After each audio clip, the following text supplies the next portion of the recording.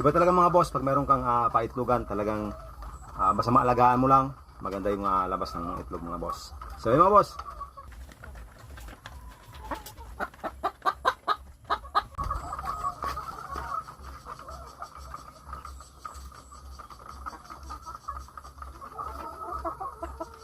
So yun mga boss, ayun umaga pa lang, alas 10 o alas 9 at mga boss.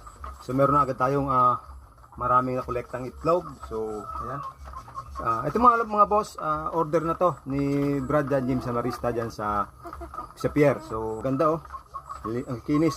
Kailangan ito boss sa ngayon, dahil nagpurga ako kahapon, saka nung nakarang araw, nagpurga ako, so medyo maliliit yung itlog ngayon. So tama, small yung order ni brother. So ayan, small, saka meron mga medium din. So iba talaga mga boss, pag meron kang paitlogan, talagang basta maalagaan mo lang, maganda yung labas ng itlog mga boss. So yun mga boss.